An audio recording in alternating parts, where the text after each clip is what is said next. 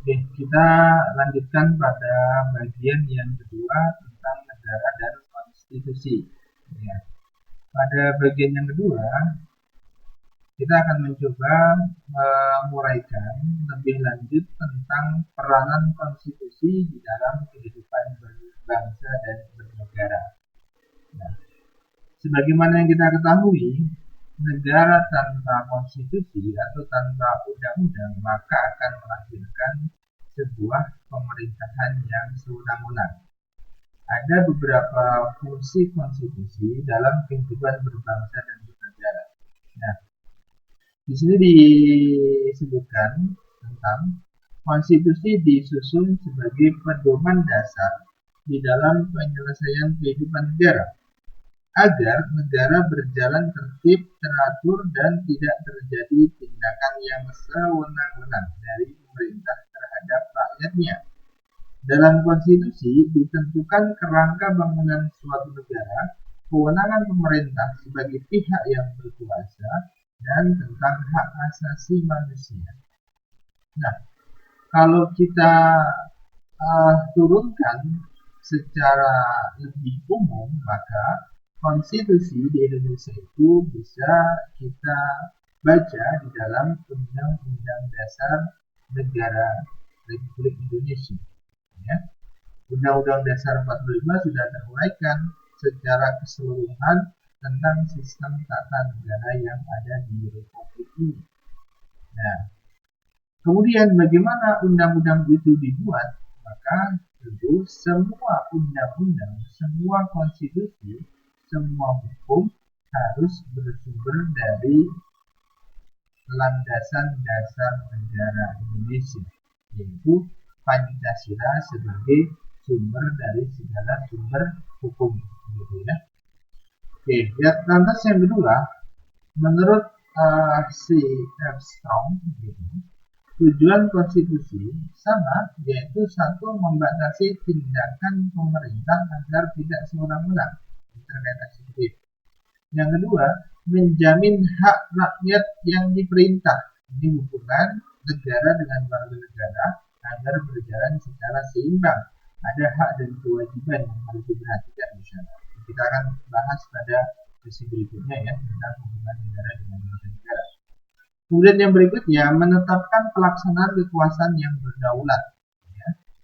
Kemudian dengan konstitusi, tindakan pemerintah yang sewenang-wenang dapat dicegah karena kekuasaan yang dimiliki pemerintah telah ditentukan dalam konstitusi dan pemerintah tidak dapat melakukan tindakan semaunya di luar apa yang ada dalam konstitusi tersebut. Nah, ini bisa mengacu pengamalan empirik bangsa Indonesia pada tahun 1998. Ketika itu terjadi reformasi yang menghendaki adanya amandemen Undang-Undang Dasar 45 agar pemerintah yang berkuasa diberikan aturan-aturan. Jangan sampai kekuasaan yang berlangsung secara lama akan menghasilkan pemerintah yang satu, eksploitatif, hegemonik, atau menjadikan kekuasaan tanpa batasan sehingga demokrasi bisa tercederai. Berikutnya, menurut Roth, peranan konstitusi bagi negara adalah untuk memberikan landasan dan pedoman bagi penyelenggaraan dasar sistem tata negara, ya, membatasi tindakan pemerintah agar tidak sewenang-wenang dan memberikan jaminan hak asasi bagi warga negara.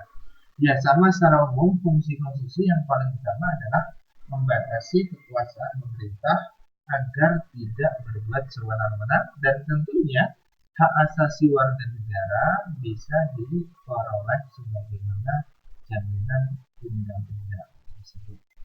Nah, itu untuk materi kita pada topik yang kedua pada kegiatan learning kali ini. Selanjutnya, nah, kita masuk pada forum diskusi ya. Mohon diperhatikan ini bagi rekan-rekan mahasiswa Universitas Muhammadiyah Sidoarjo dimanapun Anda berada yang sekarang lagi isolir gitu ya di rumahnya masing-masing sambil mengisi kegiatan di rumah Anda. Silakan kerjakan forum diskusi. Ya, forum diskusi ini pertanyaannya yaitu negara merupakan bentuk organisasi kekuasaan yang mengatur kehidupan sosial masyarakat. Nah, dalam menjalankan pemerintahannya, negara tentu diatur oleh undang-undang sebagaimana yang tertuang dalam Undang-Undang Dasar 45. Pertanyaannya adalah, 1. Jelaskan peranan konstitusi dalam kehidupan bernegara. Menurut Anda, kira-kira apa fungsi undang-undang dalam kehidupan bernegara? Kalian jawab dengan pendekatan teori-teori tadi yang sudah kita jelaskan ya. Nah, yang kedua, lantas bagaimanakah upaya atau cara memperkuat peranan konstitusi yang saat ini sedang melemah?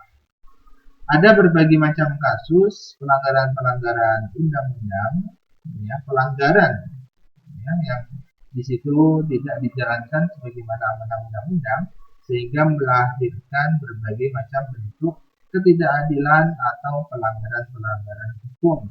Kalian bisa mencoba menggali kasus-kasus yang ada dan uraikan sesuai dengan perspektif Anda masing-masing. Ya, silahkan menjawab ya sesuai dengan pendapat Anda. Wassalamualaikum warahmatullahi wabarakatuh. Salam Om Sida dari sini pencerahan bersemi.